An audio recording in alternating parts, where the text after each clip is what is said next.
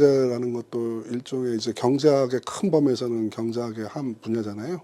네, 분야인데 이제 경제학에서 뭐 크게 보면은 그 시장을 이제 가만히 이제 소비자들하고 생산자들만 이제 놔둬도 효율적인 시장이 형성되는 시장이 있고, 그리고 이제 소비자들하고 생산자들을 이제 가만히 놔두면은 그 시장이 효율적으로 움직이지 않는 시장들이 있어요. 그게 이제 가장 대표적인 게 이제 공공재 같은 건데, 그런 공공재 같이 이제 정부가 이제 관여를 하는 영역을 이제 재정학이라고 합니다. 그래가지고 큰 범위에서는 이제 제가 재정학을 하기도 하고요. 근데 그 재정학 내에서도 그 에너지 부분이 정부의 규제라든가 어떻게 정부가 이제 아무래도 많이 관여하는 이제 분야 중에 하나거든요. 그래가지고 이제 더 구체적으로 내려가면 이제 에너지 경제 분야에 조금 더 집중을 하고 있고요. 그리고 또 에너지 경제 내에서도 이제 뭐 많은 분야들이 이제 있을 수 있는데, 저 같은 경우에는 이제 세금 쪽이라든가 뭐 가격 뭐 이런 쪽으로 이제 좀 집중해 가지고 많이 연구를 이제 하고 있습니다. 그리고 이제 큰 범위에서는 이제 이론 부분 분야하고 그다음에 이제 실증 분야 이렇게 두 개로 이제 나눌 수가 있는데요. 그 이론 분야는 이제 말 그대로 현실을 보고 거기에 대한 어떤 가설을 세우고 이제 그런 걸 이제 입증해 나는 그런 과정이라고 보시면 되고요. 그 실증 분석이라는 거는 이제 그런 이론을 토대로 그 현실 세계에서 이제 데이터를 수집해서 실제로 그런 이론이 맞아 떨어지는지 뭐 그렇지 않은지 뭐 이런 것들을 이제 연구를 하고, 그리고 이제 이론 중에서도 어떤 숫자를 필요로 하는 그런 것들 있잖아요. 정량적 분석들. 그런 정량적 분석들을 이제 필요로 하는데, 그런 거를 이제 실증 분석에서 이제 하게 됩니다. 그러니까 저 같은 경우에는 이제 그 이론하고 실증 분석 그 둘 중에서는 이제 실증 분석에 이제 해당되는 분야에 이제 집중을 하고 있어 가지고요. 주제 면에서는 이제 에너지 경제 쪽으로 이제 집중을 하고 있고, 그 에너지 경제에서 이론보다는 조금 실증 분석을 좀 위주로 지금 분석을 하고 있다고 이제 생각을 하시면 될 것 같습니다. 예.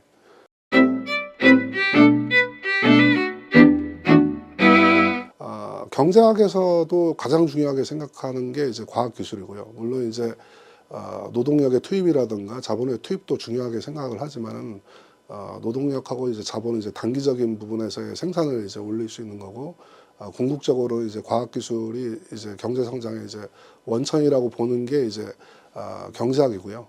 그리고 에너지 부분에 있어 가지고도 당연히 뭐 과학기술이 이제 뗄 수가 없는 이제 관계에 있고, 아까 말씀하신 그 재정 투입을 할 때 이제 과학기술이 이제 얼마나 기여하는지 뭐 말씀을 하셨는데, 그 자원을 어떻게 배분하는지 뭐 그런 문제도 사실상 경제학에서 편익하고 비용 분석을 통해 가지고 어느 정도 기준을 만들 수가 있거든요. 그러니까 뭐 양의 외부성이라고 이제 보통 부르는, 그러니까 과학기술이 좋아지면 그 기술만 좋아지는 게 아니고 그 주변에 있는 분야에도 다 파생돼 가지고 이제 전반적으로 이제 그 경제 성장을 이제 유도하는 이제 그런 기능들이 있는데, 경제학도 경제학 나름대로 물론 이제 그 과학기술도 중요하지만 굉장한 자부심을 갖고 있는 게, 아무리 좋은 과학기술을 만든다고 하더라도 경제적인 그 체계가 뒷받침이 되지 않으면은 그게 시너지를 내지 못하는 거는 사실이거든요.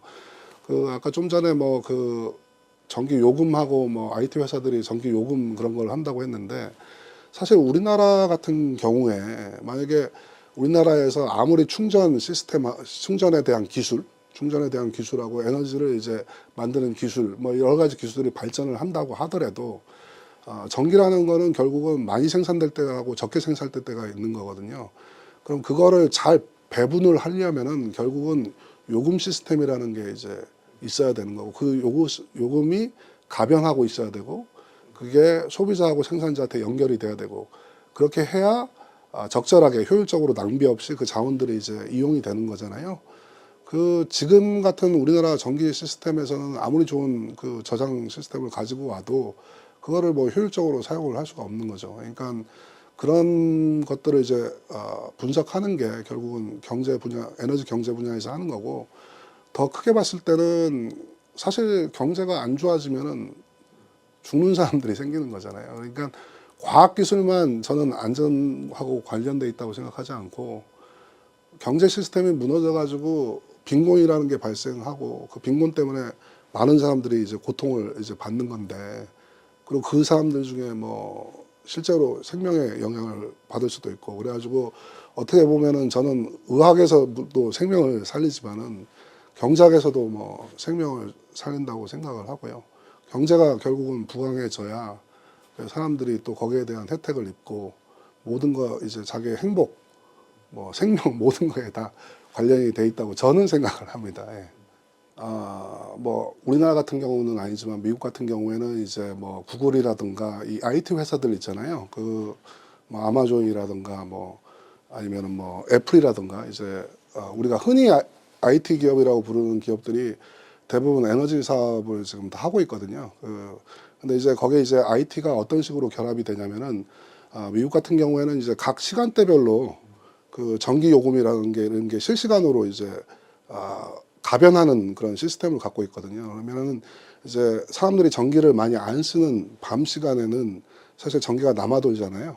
그리고 사람들이 많이 쓰는 이제 시간에는 이제 이게 부족하게 되고 그러면 이제 뭐 예를 들면은 그 자동차라든가 예를 들면 테슬라 같은 경우에는 뭐 자동차 같은데 이제 전기를 이제 충전을 해뒀다가 전기가 이제 남아 돌 때 밤에 충전을 해뒀다가 낮에 다시 팔거나 뭐 이런 식으로 이제 그 제어를 할 수가 있잖아요. 그러니까 그 가격이 이제 움직이거나 하는 이제 그런 이제 체계가 어차피 이제 경작적으로 이제 수요와 공급에 의해 가지고 이제 움직이기 때문에 그러니까 이제 경작하고도 이제 밀접하게 관련이 돼 있고 그리고 이제 IT 쪽하고도 이제 기술이 있어야 그런 이제 사고팔고를 이제 할 수 있기 때문에 뭐 많이 관련돼 있다고 생각하시면 될 것 같습니다. 지금 소형강 때문에 이제 계획을 하고 있는 것도 당연히 이제 에너지를 세이브하기 위해 가지고 이제 물을 이제 이용을 하는 거죠. 그 온도 변화 차가 이제 크지 않은 데를 그리고 뭐 네이버의 데이터 센터도 기본적으로 이제 산 기슭에 이제 온도 변화가 크지 않는데 이제 위치를 하고 있는 거고요. 그리고 그 위에도 뭐 당연히 그 데이터 센터라는 게 다른 어떤 그 산업보다 전기를 많이 이제 소모하는 산업이기 때문에 당연히 이제 에너지하고 뭐 깊이 관련이 되어 있습니다. 그리고 뭐 하나만 더 설명을 드리자면은 사실 지금 강원도 같은 경우에는 동해안에 있는 이제 발전소들이 발전을 하면은 그거를 이제 주요 수요처는 사실 서울에 있거든요.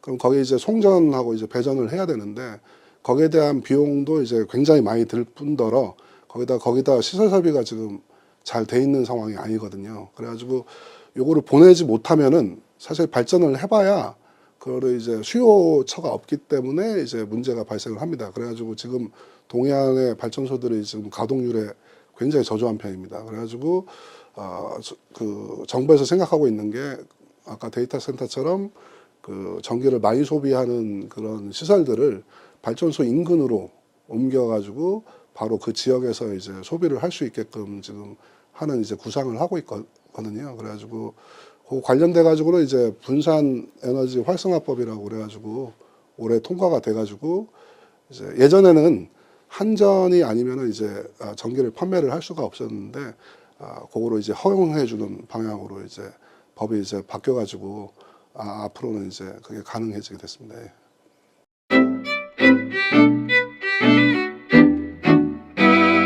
지금 에너지도 그렇고 지금 강원 이제 자치도 특별자치도로 이제 전환이 되면서 지금 뭐 특례 관련돼 가지고 개정 작업을 계속 하고 있잖아요. 뭐 1차, 2차, 3차 지금 3차 지금 하고 있는데 이게 뭐 제주도 같은 케이스 같은 경우에는 거의 뭐 7차까지 이제 개정을 했으니까 강원도도 이제 앞으로 이제 계속 이제 개정 작업을 이제 해 나가야 될 텐데 사실 강원도가 지금까지는 중앙 정부의 어떤 규제에 의해 가지고 다른 지역에 비해 가지고는 조금 손해를 보는 편이었죠. 그러니까 예를 들면은 뭐 물이라든가 물의 이용이라든가 아니면 산림의 이용이라든가 아니면 아주 옛날로 거슬러 가면은 이제 석탄 산업까지 이제 포함을 해가지고 석탄 산업도 강원도에서 굉장히 노력을 해가지고 사실 60년대 우리나라 에너지 자급에 큰 기여를 이제 한 산업인데 근데 어떻게 보면은 그 산업이 이제 석유, 가스로 이제 전환되면서 강원도는 이제 그 산업을 잃고 일단 다른 지역에 비해 가지고 좀 손해를 이제 보고 있는 지금 상황이잖아요. 뭐 물도 그렇고 산림자원도 그렇고 우리나라 전 국민이 혜택을 보고는 있지만 거기에 대한 희생은 사실상은 이제 강원도가 지금 하고 있었는데 근데 이제 특별자치도가 이제 특별법이 이제 제정되면서 거기에 대한 물론 이제 규제를 뭐 좀 풀었고요. 그래가지고 이제 어느 정도 이제 저희가 이제 결정할 수 있는 그 권한을 이제 얻었잖아요. 근데 제가 볼 때는 앞으로는 그 권한이 훨씬 더 커질 거라고 생각을 하고 또 커져야 된다고 보고 앞으로 그런 노력도 이제 계속 해야 된다라고 생각하는데 그거하고 이제 에너지 산업하고도 이제 맞물려 가지고 그 지금 저기 동해 삼척에서 하고 있는 이제 수소 저장 시설이라든가 저장 수송 시설이라든가 뭐 신재생 에너지라든가 아니면 아까 말씀드렸던 분산 에너지 같은 그런 여러 가지 이제 에너지 이제 분야의 사업에 있어서도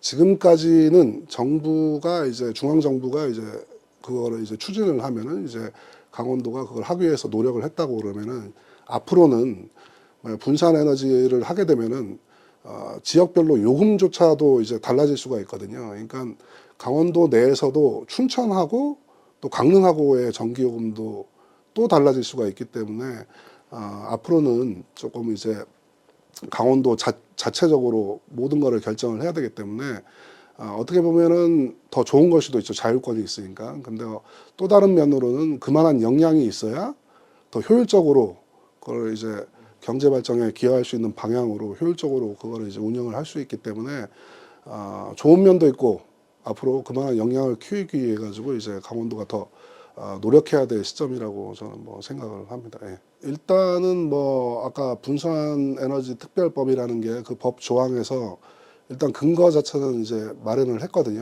그러니까 지역별로 이제 전기요금을 달리할 수 있다라는 이제 근거는 마련을 했고 그 근거를 갖고 이제 구체적인 안을 만들어야 되거든요. 근데 그 구체적인 안을 만들 때 이제 전기요금도 다른 제품들하고 마찬가지로 이제 도매요금이 있고 이제 소매요금이 있고 뭐 이런 식으로 이제 나뉘어져 있는데 근데 이제 나중에 이게 요금이 소매요금까지 전달이 돼가지고 진짜로 서울에 사는 사람보다 강원도민들이 낮은 전기요금을 만약에 내고 있으면은 아마 바로 체감을 할 거라고 이제 생각을 합니다. 근데 지금 이제 그 수순을 향해 가지고 지금 가고는 있는데 근데 어떻게 보면은 아까 좀 희생을 했다고 말씀드린 게 강원도에서 발전소를 지으면은 그 발전소를 지어가지고 도민들이 반대를 하고 있는 거는 뭔가 안 좋은 영향이 있다라는 거거든요.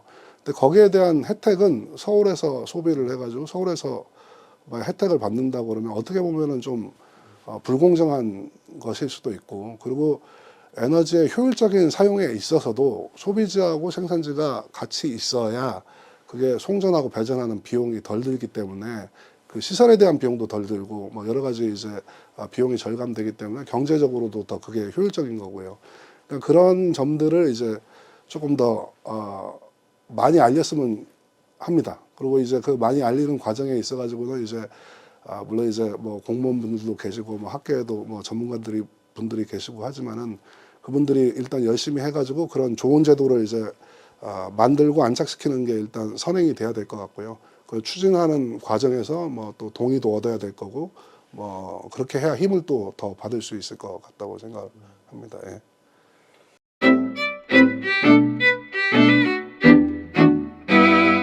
슬픈 일일지는 모르겠는데 사실 이게 어떻게 보면 되게 슬픈 일인데요. 그러니까 에너지 경제의 전문가가 제일 활동을 많이 하게 되는 시기가 에너지 위기가 왔을 때 일반 소비자들은 굉장한 피해를 보지만은 그래서 어떻게 보면은 그 위기 상황에서 또 전문가를 또 필요로 하기도 하고 목소리도 내기도 해야 되기 때문에 이제 그런 상황에서 보통 일을 많이 하게 되는데요. 그 2008년 이후로 이제 고유가 상황이 한번 크게 온 적이 있거든요. 그래도 그 당시에 이제 고유가 때문에 이제 뭐 휘발유나 뭐 경유 가격, 뭐 석유 가격도 석유 제품 가격들이 굉장히 많이 올랐고 언론에서도 뭐 굉장히 논란이 됐고요. 그리고 심지어는 이제 대통령까지 나서가지고 이제 기름값이 묘하다라는 이제 뭐 말도 해가지고 그때 이제 유가 TF라는 걸 이제 만들게 됩니다. 그래가지고 이제 공무원분들하고 뭐 연구하는 이제 전문가들하고 이제 여러분들이 모여가지고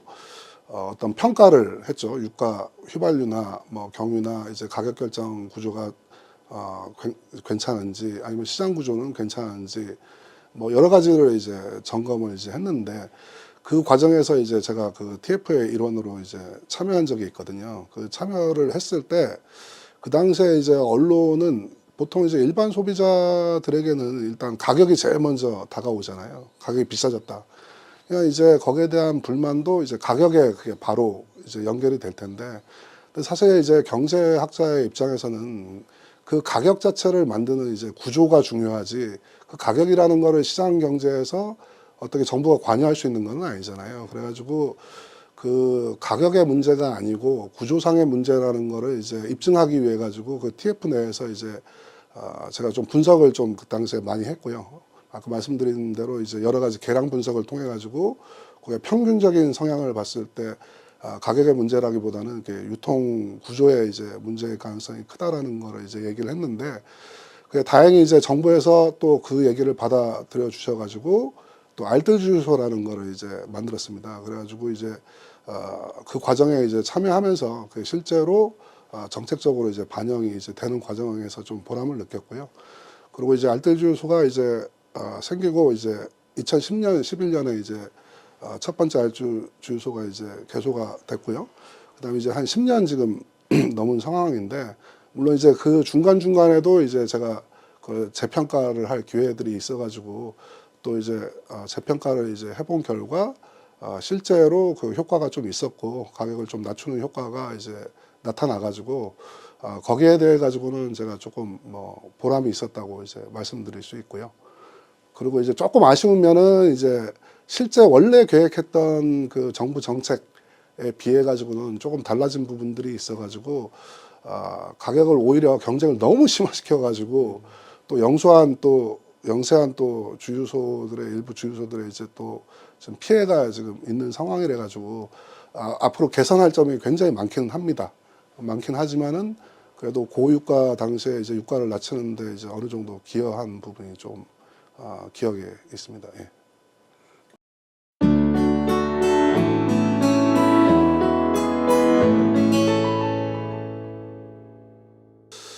뭐 해줄 얘기라고 하면은, 그러니까 최근에 우리나라의 그 상황이, 그러니까 뭐 요즘 뭐 IT, 뭐 인터넷 뭐 이런 것들이 이제 뭐 온라인 뭐 이런 게 이제 많이 활성화가 되고 그러면서 이제 아무래도 공대 쪽으로 더 이제 많이 이제 지원을 하려고 하는 성향들이 이제 있고, 또 어떤 면에서는 또 뭐 의대라든가 뭐 어떤 전문직 같은 경우를 이제 선호하는 경향도 있고 막 이제 그런 상황이잖아요.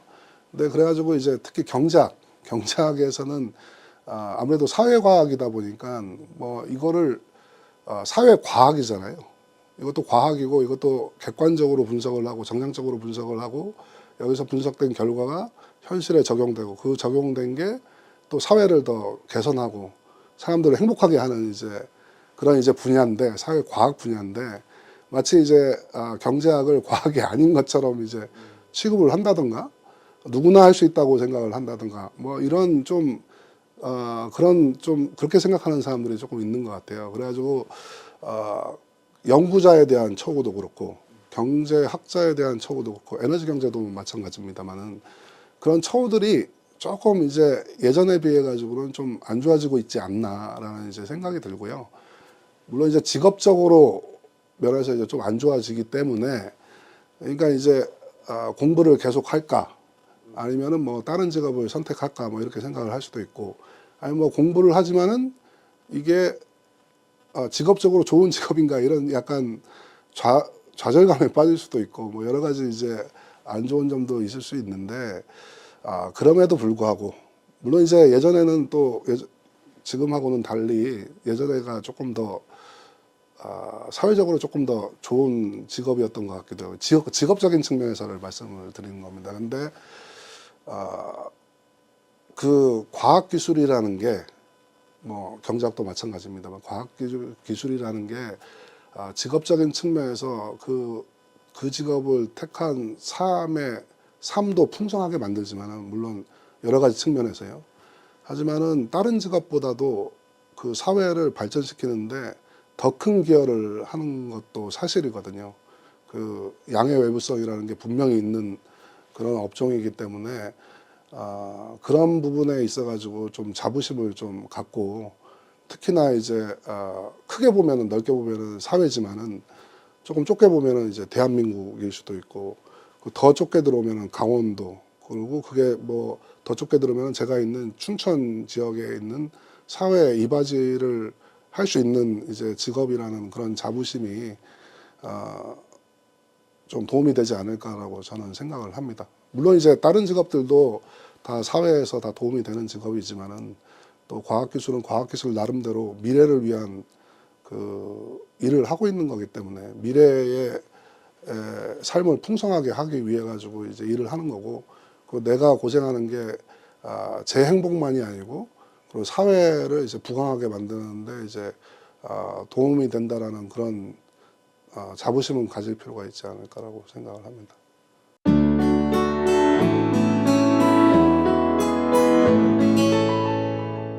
그 사실 우리나라가 유교 문화였잖아요. 어떻게 보면은 학문에 대해 가지고 그 어떤 나라보다 더 중요시하는 나라였거든요.